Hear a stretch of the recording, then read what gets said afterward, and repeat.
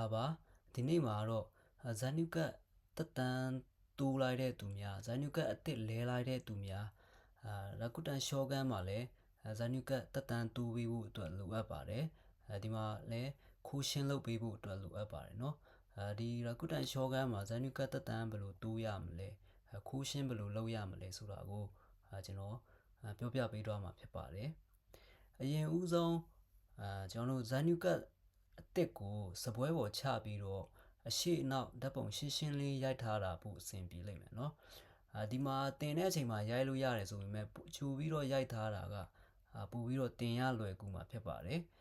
ကျွန်တော်တင်တန်းမှာတော့ lesson 4မှာဇာနုကတ်ဓာတ်ပုံရိုက်နီးကအစရှင်းရှင်းလေးရိုက်နီးကအစကျွန်တော်နမူနာရိုက်ပြပြီးတော့တင်ပေးထားတာဖြစ်ပါတယ်lesson 4မှာပြန်ကြည့်လိုက်ပါเนาะအဲ့လိုပဲဇာနုကတ်ကိုအစ်စ်ကိုတီတီချာချာလေးရိုက်ထားလိုက်ပါရိုက်ပြီးတော့ရင်ကျွန်တော်တို့စတင်ထဲဝင်ပါမယ်အရင်ဆုံးကျွန်တော်တို့အကောင့်ထဲဝင်လိုက်ရင်ဒီ my menu ဆိုတဲ့နေရာကိုတွားလိုက်မယ်တွားပြီးတော့ရင် security setting ဆိုတဲ့နေရာကိုဝင်လိုက်မယ်เนาะဝင်ပြီးတော့ရင်ဒီမှာ pass key သုံးရမှာဖြစ်ပါတယ်ဒီမှာ pass key သုံးတဲ့လူက pass key ကိုနှိပ်လိုက်မယ်เนาะpass key မသုံးတဲ့လူကဒီမှာ login ဝင်ရမှာဖြစ်ပါတယ်เนาะကျွန်တော်တို့ pass key သုံးထားတဲ့အတွက်ကြောင့် pass key နဲ့ login ဝင်မှာဖြစ်တယ်ဒီနေရာရောက်သွားရင်โอเคကုဆာမာဂျောဟိုနော့ရှောကိုင်းခိုးဟန်းဆိုတဲ့နေရာကိုနှိပ်လိုက်မယ်เนาะဒီနေရာကိုဝင်လိုက်မယ်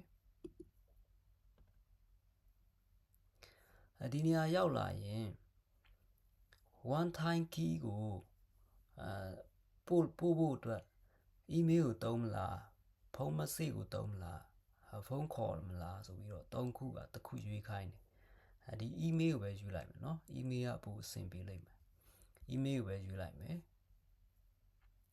email ကိုပဲယူပြီးသွားရင်ဒီမှာအနီကွက်ကိုနှိပ်လိုက်မယ်เนาะနှိပ်ပြီးသွားရင်ဒီမှာ email မှာတစ်ခါသုံး key ပို့လိုက်ပြီတဲ့ကဏ္ဍ6လုံးဖြစ်ပါတယ်ကဏ္ဍ6လုံးသွားယူရမှာဖြစ်တယ် email ကိုသွားမယ်เนาะ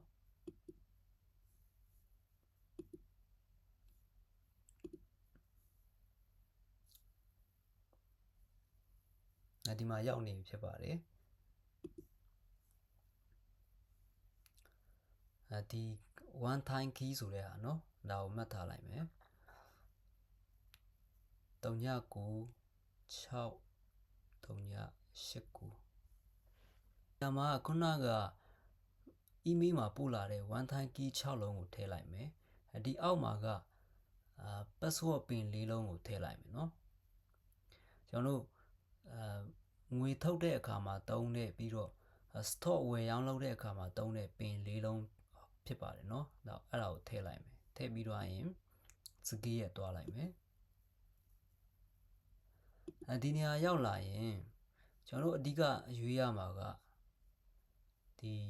ဇာနုခါတို့ဆိုတဲ့ဟာကိုရွေးရမယ်เนาะလိပ်စာတွေပြောင်းဖို့လိုအပ်လာရင်လည်းဒီနည်းအတိုင်းပဲเนาะဒီမှာဂျူးလျှော့ဂျူးလျှော့ဆိုတဲ့နေရာကိုယူလို့ရတယ်ကျွန်တော်တော့လောလောဆယ်ပြောင်းမှာကတော့ဇာနုခတို့เนาะလိပ်စာပြောင်းထားတဲ့သူတွေဆိုရင်လည်းဒီမှာ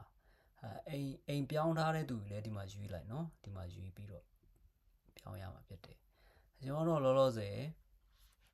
ဇာနုကတ်ခိုးရှင်းလုပ်နည်းကိုပဲအဓိကတင်ပေးတော့မှာဖြစ်ပါတယ်ဒီမှာအမှန်ချစ်လိုက်မယ်အမှန်ချစ်ပြီးတော့ရင်ဒီအနီကွက်ကိုနှိပ်လိုက်မယ်เนาะဒီအနီကိုနှိပ်လိုက်မယ်ဒီအဆင့်ရောက်သွားရင်ဇာနုကတ်မှာရေးထားတဲ့နာမည်အတိုင်းပဲစာလုံးအကြီးနဲ့အပေါ်အောက်ကို first name last name ခွဲပြီးတော့ထည့်လိုက်เนาะအပေါ်တစ်ဝက်အောက်တစ်ဝက်အဲ့လိုခွဲထည့်ပါเนาะနှစ်ခါမရေးနဲ့เนาะအပေါ်တစ်ဝက်အောက်တစ်ဝက်ခွဲထည့်ပါပြီးတော့ရင်ဒီမှာလည်းပဲ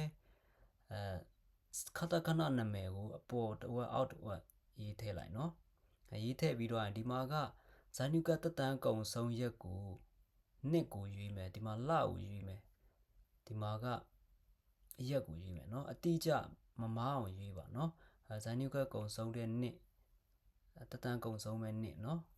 တက်တန်းကုံဆုံးမဲ့နှစ်လရက်ကိုရွေးမယ်ရွေးပြီးတော့ရင်စကေးရသွားလိုက်ပါစကေးရသွားပြီးတော့ ဇိုင်းနူကတ်ပုံကိုအရှိအနောက်တင်ပေးလိုက်ရင်ကျွန်တော်တို့ဇိုင်းနူကတ်ခိုးရှင်းလောက်တာအောင်မြင်သွားပါပြီသူတို့စစ်ဆေးတာက1ရက်2ရက်လောက်ကြာတတ်တယ်3ရက်လောက်ကြာတတ်တယ်သူတို့စစ်ဆေးပြီးသွားရင်အဆင်ပြေတဲ့အကြောင်း website ရဲ့ notification မှာပို့လာလိမ့်မယ်เนาะအဲ့ဒါစစ်ကြည့်လို့ရပါတယ်ဒီနည်းအတိုင်းလိုက်လုပ်ကြည့်ပါเนาะလောက်ရတာတိတ်မခတ်ပါဘူးဇိုင်းနူကတ်ခိုးရှင်းလုပ်နည်းဖြစ်ပါတယ်လိပ်စာပြောင်းရင်လည်းခုနကလိပ်စာနေရာမှာရွေးပြီးတော့ပြောင်းလိုက်ရုံပါပဲเนาะ